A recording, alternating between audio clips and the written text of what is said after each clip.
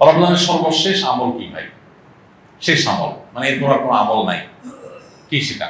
রমজান মাসে অনেকগুলো আমল আছে না? আমরা তারাবি পড়ি, সাহরি খাই, রোজা রাখি, অনেক কিছুই করি। শেষ আমল কোনটা যে এটা দিয়ে এন্ডিং, আর কোনো আমল নাই? সেটা হলো, সবাই জানি কিন্তু হয়তো মাথা আনতে পারছি না, সদকায়ে ফিতর দেওয়া, ফিতরা দেওয়া। এটা হলো রমজানের শেষ আমল। এটা দিয়ে রমজান মাসকে আমরা বিদায় দিই। অন্য অর্থে এটাকে বলতে পারি যে রমজানের পরের প্রথম আমল বলতে পারি, কারণ এটা শুরু হয় মূলত শাওয়ালের চাঁদ দেখা গেলে, ঈদুল ফিতরের চাঁদ দেখা গেলেই তখন এটা প্রযোজ্য হয়, যদি একদিন আগে থেকে দেওয়া যায়। এই ফিতরাটা আমরা কেন দেই? ফিতরা দেওয়ার উদ্দেশ্য কি? নবী করিম সাল্লাল্লাহু আলাইহি সাল্লাম দুটি উদ্দেশ্যের কথা বলেছেন।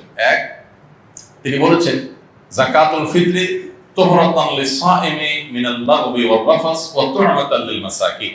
প্রথম কারণ হলো, তিনি বলেছেন যে এটা হলো রোজাদার ব্যক্তি সারা মাস জুড়ে যে সিয়াম সাধনা করেছে, ইবাদত বন্দেগী করেছে, যে মেহনত মুজাহাদা করেছে, এই সারা মাস জুড়ে ইবাদত বন্দেগী করার ফলে তার মধ্যে অনেক অর্জন যেমন হয়েছে, আবার অনেক ত্রুটিও ছিল। রোজাটা রাখতে গিয়ে সে কখনো অনর্থক কথা বলে ফেলেছে, রোজা রেখে অনর্থক বেহুদা কথা বললে রোজা প্রাণ আপনার ক্ষতিগ্রস্ত হয়, রোজা নষ্ট হয়, রোজার রূহ থাকে না, রোজার মান কমে যায়, কোয়ালিটিতে ঘাটতি হয়। এই যে রোজা রেখে আমরা কিছু উল্টাপাল্টা কথা, উল্টাপাল্টা কাজ করেছি যেগুলো রোজার সাথে যায় না, তো সেগুলোর কারণে রোজাটা তো ত্রুটিপূর্ণ হয়ে গেল। এই ফিতরা দেওয়ার কারণে সেটা রিফাইন্ড হয়ে যায়, সেটা ফ্রেশ হয়ে যায়, সেটা আল্লাহ তাআলা পরিচ্ছন্ন করে গ্রহণ করে। এই জন্য রোজার পুরা মাস, রমজানের পুরা মাস এবং সিয়ামের ভুল ত্রুটিগুলোকে ফ্রেশ করে সেটাকে আল্লাহর কাছে কবুলযোগ্য করে দেয় হলো ফিতরা। খুব বড় একটা বিষয়। আর দ্বিতীয় উদ্দেশ্য হলো ওয়াতু'মাতাল লিল মাসাকিন, গরিব দুঃখীদের মধ্যে খাদ্য দান কর্মসূচি অংশ হিসেবে ফিতরা আল্লাহ তাআলা দিয়েছেন। অর্থাৎ ইসলাম চায় যে ঈদের দিনটাতে অন্তত প্রত্যেক অভাবী মানুষের বাসায় খাবার থাকুক, কেউ যেন খাবারের কষ্টে না থাকে। এই জন্য ফিতরা আমাদেরকে পৌঁছাতে হয়। কখন পৌঁছাতে হয়? যেটা ঈদের চাঁদ দেখা যাওয়ার আগে থেকে। ফিতরা নিয়ে প্রতি বছরই অনেক আলাপ হয়, আমরা সেই দীর্ঘ আলাপে যাওয়ার সুযোগ সময় নাই। শুধু এইটুকু বলি, আমরা প্রায় সবাই আমরা ফিতরার সর্বনিম্ন পরিমাণটা দেওয়ার চেষ্টা করি। নবী করিম সাল্লাল্লাহু আলাইহি ওয়াসাল্লাম ফিতরার যে অপশনগুলো রেখেছেন সেগুলো কিন্তু বিভিন্ন রকম, ভ্যারাইটি আছে। সেখানে একটা অপশন আছে সর্বনিম্ন, সেটাই আমরা নেই। এবং প্রতি বছর আমরা খোঁজ করি যে ফিতরা এই বছর কয় টাকা ধার্য হয়েছে, 115 টাকা, তো দিয়ে দিলাম, বেঁচে গেলাম। যদিও পুরো পরিবারের তরফ থেকে দিতে হয়, পরিবারের কর্তা যিনি, তার ছেলে মেয়ে, তার স্ত্রী, এমনকি ছোট বাচ্চা কাচ্চা, তাদের সবার পক্ষ থেকে, তার একান্নভুক্ত যারা তার বাসার সদস্যের মতো, এমনকি যে কাজের লোক, যারা বাধা কাজের লোক থাকেন, তাদের তরফ থেকে, এই সবার তরফ থেকে পরিবারের কর্তা দিয়ে দিবেন। এখন সবাই দেখে যে ফিতরা কত ধার্য হয়েছে। ভাই, ফিতরা সর্বনিম্ন যদি 1-150 বা তার সমমূল্যের খাদ্য হয়, তো ফিতরা সর্বোচ্চটা কিন্তু 1000, 2000 বা আরো বেশি হতে পারে। আপনি কিশমিশ যদি দিয়ে দেন তাহলে একরকম হবে, আপনি গম দিয়ে দিলে আরেক রকম হবে, খেজুর দিয়ে দিলে ভিন্ন রকম হবে। তো অনেকগুলো অপশন আছে। তো আমরা সর্বনিম্ন গমের আইটেমটা বেছে নিই, যেটা সবচেয়ে সস্তা, এটা দিয়ে আমরা দেওয়ার চেষ্টা করি। কারণ আপনি কিশমিশ যদি চিন্তা করেন তাহলে কিশমিশের কেজি কত আর গমের কেজি কত, অনেক বেশ কম হয়ে যাবে। এই জন্য আল্লাহ তাআলা যাকে যতটুকু সামর্থ্য দিয়েছেন তিনি সেইভাবে ফিতরা দিবেন। এবং ফিতরা হিসেবে যদি আপনি খাদ্য দেন অথবা নগদ টাকা দেন, আমার পরামর্শ হবে ওয়াজিব ফিতরা তো ওইটাতে আদায় হয়ে যাচ্ছে, এটা কোনো সন্দেহ নাই। নফল হিসেবে যেহেতু ফিতরার উদ্দেশ্য গরিবের বাসায় খাবার পৌঁছানো, সেই যুগে নবী সাল্লাল্লাহু আলাইহি সাল্লামের সময় গরিব শুধুমাত্র এই প্রিন্সিপাল ফুড এগুলোর উপর নির্ভর করত। চাল, ডাল, আপনার ডাল তো না, আপনার গোশত অথবা আপনার আটা, ময়দা কিংবা গম, এগুলোর উপরে নির্ভর করতো মানুষ। কিন্তু এখন মানুষের জীবনের যে আপনার জীবন ধারণের যে পদ্ধতি, প্রক্রিয়া, মানুষের যে লাইফস্টাইল, সেটাতে যথেষ্ট পরিবর্তন হয়েছে। তো ঈদের দিনে গরিবের হাসি, গরিবের আপনার আনন্দ, এটাকে পরিপূর্ণতা দেওয়ার জন্য আমার পরামর্শ থাকবে যে ফিতরা হিসেবে যা দিচ্ছেন আপনি এক্সট্রা হিসাবে, এটা ফিতরার অংশ না, বোনাস হিসেবে নফল হিসেবে আপনি তাকে পারলে 2 কেজি মুরগি কিনে দেন। গরুর গোশত অনেক দাম, 1 কেজি গরুর গোশত, 2 কেজি গরুর গোশত কিনে দেন, একটু পোলাও চাল কিনে দেন, একটু সেমাই চিনি কিনে দেন। আমি প্রতি বছর এই কাজটা করি আলহামদুলিল্লাহ। ফিতরা যা করা, এর বাইরে একটা গরিব পরিবারের ঈদের আনন্দ হওয়ার জন্য, বাসায় ভালো খাবার দাবার প্রস্তুত করার জন্য যা যা দরকার, তার একটা প্যাকেজ একটা প্যাকেট তাদের বাসায় পৌঁছে দেন, তাহলে তাদের আনন্দটা 16 কলায় পরিপূর্ণ হবে ইনশাআল্লাহ। এটা আমরা করতে পারি। বিশেষ করে দ্রব্যমূল্যের ঊর্ধ্বগতির এই সময়ে অনেক মানুষ যারা আমাদের কাছে মুখ ফুটে বলতে পারছে না, অনেক কষ্টে আছে। আমরা কল্পনা করতে পারছি না যে এই মানুষটা খাবারের কষ্টে আছে। এরকম অনেক ফ্যামিলি আপনার আশেপাশে আছে, আপনি খোঁজ খবর নিলেই দেখবেন। রমজানের শেষের দিকে এসে দানের পরিমাণটাও বাড়ানো দরকার। তারই অংশ হিসেবে আমরা ফিতরাটার পাশাপাশি আরো বিভিন্ন খাদ্য আইটেম গুলো গরিবের বাসা, বিশেষ করে ছোট বাচ্চা কাচ্চা থাকে, তার জন্য ঈদের একটু কাপড় চোপড় পাঠায় দেন। তাদের আনন্দটা যে কত বেশি হবে সেটা হয়তো আপনি লাখ টাকা দান করলে কোনো সময় সেটা অর্জন হবে না। সবসময় নগদ টাকা দান করলে সব বেশি হয় তা কিন্তু না।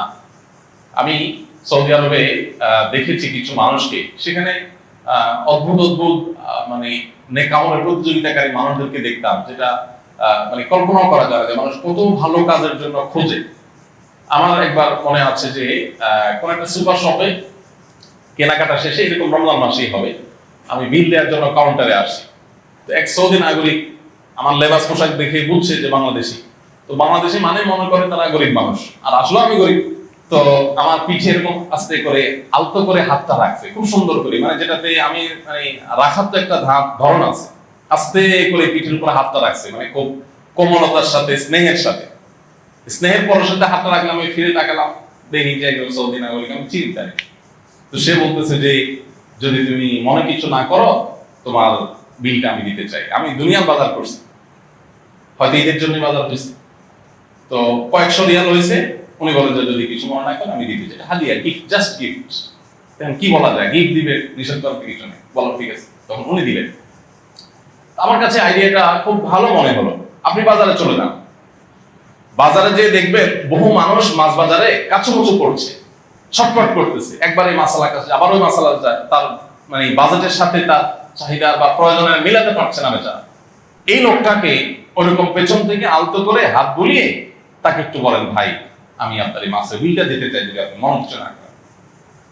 আপনি দেখেন যে কোনো একটা বাচ্চা, গরিবের বাচ্চা, সে হয়তো কোনো একটা মুদি দোকানের পাশ দিয়ে ঘুরছে, কোনো একটা খাবার দোকানের পাশ দিয়ে ঘুরছে, বারবার কাচুমুচু করছে, খেয়াল করেন, তাকে ওই খাবারটা একটু কিনে আপনি হাতে তুলে দেন। অনেক সময় লক্ষ লক্ষ টাকা নগদ দেওয়ার চাইতে ওই সামান্য কিছু টাকা ওজন অনেক বেশি হয়। তো এই বছর বিশেষ করে ঈদকে সামনে রেখে আমাদের এই আমলটা হতে পারে, কারণ ঈদের এই সময়টাতে অনেক মানুষ কষ্টে আছে, অনেক মধ্যবিত্ত আছে যাদের লেবাস পোশাক চলাফেরা দেখে বোঝার কোনো উপায় নাই যে তারা খাবারের কষ্টে আছে রীতিমতো বাচ্চা কাচ্চা। আমি রমজানের শুরুর দিকে আহ্বান করেছিলাম যে একটা মাছ কিনে দেন, একটু সারি করতে পারে বাচ্চাদেরকে সাথে নিয়ে, একটু মুরগি কিনে দেন, একটু গরুর গোশত কিনে দেন। এমনও আছে যে গত রমজানে গরুর গোশত খেয়ে, কোরবানিতে গরুর গোশত খেয়েছে, এ পর্যন্ত আর গরুর গোশত কিনে খেতে পারেনি। তাকে আপনি 2 কেজি গরুর গোশত দিলে তার বাসায় আনন্দটা কোন পর্যায়ে চলে যাবে। দেখুন, ডক্টর আব্দুল্লাহ জাহাঙ্গীর রহমাতুল্লাহ একটা কথা বলতেন যে আপনি 2 কেজি গরুর গোশত কিনছেন নিজে খাওয়ার জন্য, অনেকদিন পরে কিনছেন, বাচ্চা কাচ্চা নিয়ে খাবেন, খুব আনন্দ করবেন, সন্দেহ নাই এটা আপনাকে অনেক বেশি আনন্দ দিবে। কিন্তু এর মধ্যে যদি আপনি দেখেন যে কোনো মানুষ খাবারই পাচ্ছে না, অনেকদিন পর্যন্ত না খেয়ে আছে, কষ্ট করছে, এই জিনিসটা তাকে আপনি দিয়ে দেন, বাহ্যিকভাবে মনে হবে কষ্ট হয়েছে, মূলত সেখানে যে আনন্দটা হবে ওইটা আপনি খেয়ে যে আনন্দ পাবেন তার চাইতে অনেক বেশি হবে। তো রমজানের শেষের দিনগুলোতে ঈদকে কেন্দ্র করে আমাদের এই সাদাকা দান, আমাদের আশেপাশে কারা কষ্টে আছে তাদেরকে খুঁজে বের করে তাদের মুখে হাসি ফোটাবার যে মেহনত, সেটা বেশি হওয়া দরকার। আল্লাহ আমাদেরকে তৌফিক দান করুন। কোন কোন সম্পদে জাকাত দিতে হবে এবং কত শতাংশ করে জাকাত দিতে হবে, খুবই গুরুত্বপূর্ণ এবং মৌলিক একটা প্রশ্ন।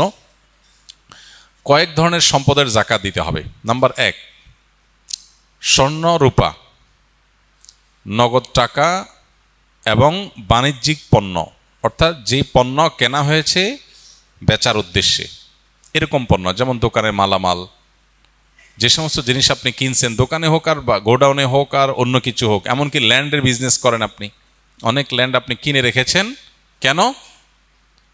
আপনার উদ্দেশ্য হলো এটা আপনি বিক্রি করবেন, অর্থাৎ এটা আপনার বাণিজ্যিক পণ্যের অন্তর্ভুক্ত। এরকম যদি হয় তাহলে সেক্ষেত্রে এই সকল পণ্যের জাকাত দিতে হয়। এই সব পণ্য এবং এই সব জিনিস, অর্থাৎ নগদ অর্থ, স্বর্ণরূপা এবং আপনার বাণিজ্যিক পণ্য, নগদ অর্থ, স্বর্ণরূপা, এই সব সম্পদের জাকাত দিতে হয় বছরে একবার 2.5% করে। অর্থাৎ 1 বছর যদি এটা আপনার কাছে থাকে তাহলে জাকাত দিতে হবে কত পার্সেন্ট? 2.5%, শতকরা 2.5%। 1 লাখ টাকা থাকলে 2,500 টাকা।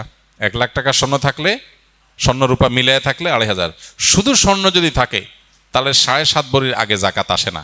স্বর্ণের সাথে যদি একটু রূপা থাকে বা ক্যাশ টাকা থাকে তাহলে দুইটার অর্থ মিলেয়া 7.5 ভরি হওয়া স্বর্ণ হওয়া জরুরি না, তখন 52.5 ভরি রূপার সমান মূল্য হলেই হয়ে যায়, যেটা 2 লাখ প্লাস টাকা হলে আজকাল হয়ে যায়। তো এই যে স্বর্ণ এবং রূপা এবং নগদ অর্থ এবং বাণিজ্যিক পণ্য, এগুলোর জাকাত একভাবে হয়। নাম্বার 2, গবাদি পশু। গবাদি পশুর জাকাত সেটা দেওয়া লাগে যদি গবাদি পশু আপনার চরে পুরে খায় আপনার এবং একটা নির্দিষ্ট নেশাব পরিমাণে পৌঁছায়। গরু হলে এতগুলো, ছাগল হলো এতগুলো, তারপর আপনার ওঁট হলে এতগুলো, এগুলো হলো জাকাতযোগ্য সম্পদ। মোরগ অথবা হাঁস এগুলো জাকাতযোগ্য পশু না। হ্যাঁ, এগুলোর জাকাত হবে যদি কেউ মুরগির ফার্মের বিজনেস করে, যে মুরগি কিনেছেন তিনি এটা বিক্রি করবেন, তখন একটা বাণিজ্যিক পণ্য হিসেবে জাকাত আসবে। পশু হিসেবে জাকাত আসবে শুধুমাত্র এই যে ছাগল, ভেড়া, দুম্বা, গরু এবং ওঁট, মহিষ, এগুলোর জাকাত আসবে। এগুলো নির্দিষ্ট নেশাব হলে, কোনোটা 40টা, কোনোটা 5টা, হ্যাঁ, আকার অনুযায়ী আপনার জাকাত আসবে। এগুলোর বছরে একবার জাকাত আসে। তৃতীয় জাকাতের আরেকটা পণ্য হলো কৃষিজাত পণ্য। কৃষিজাত পণ্য যে সমস্ত ফসল আমরা করি, এই ফসলগুলোর জাকাত দিতে হয়। ফসলের জাকাতের নেশাব হলো 17 মণ। 17 মণ, 5 ওয়াসক, মূলত 5 ওয়াসক হিসাব করলে 17 মণ হয়। এই হিসাবে কিছুটা ভিন্নতর মতো আছে, বাকি এটা প্রসিদ্ধ এবং মোটামুটি গ্রহণযোগ্য যে 17 মণ যদি হয়ে যায়, তাহলে সেখানে আপনার যদি আকাশের বৃষ্টির পানি থেকে হয়ে যায়, প্রাকৃতিক পানি থেকে হয়ে যায়, আলাদা পানি সিঞ্চন করা না লাগে, তাহলে সেক্ষেত্রে 100 ভাগের 10 ভাগ, 10%। আর যদি এটা পানি সিঞ্চন করে চাষাবাদ করতে হয়, তাহলে সেক্ষেত্রে 100 ভাগের 5 ভাগ। অর্থাৎ আমাদের দেশে যে ফসল হয় এগুলো প্রায় সবগুলোই নিজস্ব সেচ সিস্টেমের মাধ্যমে করতে হয়। অটোমেটিক হয়ে যায় এরকম জিনিস নাই, খুব কম। তো নিজস্ব পানি সিঞ্চন বা সেচ সিস্টেমের মাধ্যমে যেগুলো করা লাগে, এগুলো সবগুলো প্রতি 100 কেজিতে 5 কেজি খাদ্যশস্য গরিব দুঃখীদেরকে দান করে দিতে হবে। এটার সাথে বছরের সম্পর্ক নাই, এটা হলো যতবার ফসল উঠবে ততবার জাকাত আসবে। এ হলো মোটামুটি জাকাতের ব্যাপার, যে সমস্ত সম্পদের জাকাত হয় এবং যত পার্সেন্ট করে জাকাত হয়। সময় তো অনেক হয়ে গেছে, স্কুলে ভাইদের অনেকগুলো প্রশ্ন আছে। এতেকাফ ভেঙে যায় কি কাজ করলে? এতেকাফ ভেঙে যায় এতেকাফ করার পর কেউ যদি মসজিদ থেকে শরিয়া গ্রাহ্য ওজর ছাড়া বের হয়ে যায়। আপনি এতেকাফ করতে আসছেন, এতেকাফ করতে আসার পরে আপনি বাহিরে চলে গেছেন, একটু মার্কেটিং করা দরকার ঈদ সামনে, তাহলে আপনার এতেকাফ ভেঙে যাবে। শরিয়া গ্রাহ্য ওজর কি? আপনি ওয়াশরুমে যাওয়া লাগছে, এজন্য আপনি যেতে পারেন, ওয়াশরুমে যেতে পারেন। আর ওয়াশরুমে যেও আপনি আড্ডাবাজি করতে পারেন না। ওয়াশরুমে গেলেন, যে সেখানে আপনার দোস্তের সাথে দেখা, আরে দোস্ত কিরে কি অবস্থা, আপনি এতেকাফে আছেন, এটা আপনি করতে পারেন না। দ্রুততার সাথে ওয়াশরুমের কাজ সেরে চলে আসবেন। এর বাইরে মসজিদে যাওয়ার আমাদের নেসেসারি একেবারে খুব না হলে নয়, এরকম আমাদের ইম্পর্ট্যান্ট নিড বা প্রয়োজন আর কি আছে? খাওয়া দাওয়া আছে। খাওয়া দাওয়া আজকের যুগে বিশেষ করে এমন জায়গা খুব কম আছে যেখানে খাবার মসজিদে দিয়ে যাওয়ার মতো ব্যবস্থা একেবারে নাই। এরকম মানুষ খুবই কম। বাসা বাড়িতে লোকজন আছে, কেউ না কেউ খাবার দিয়ে যেতে পারে, কাউকে রিকোয়েস্ট করলেও কেউ দিয়ে যেতে পারে। অতএব এরকম ব্যবস্থা যদি থাকে তাহলে খাবারের জন্য বাইরে যাওয়া জায়েজ নাই।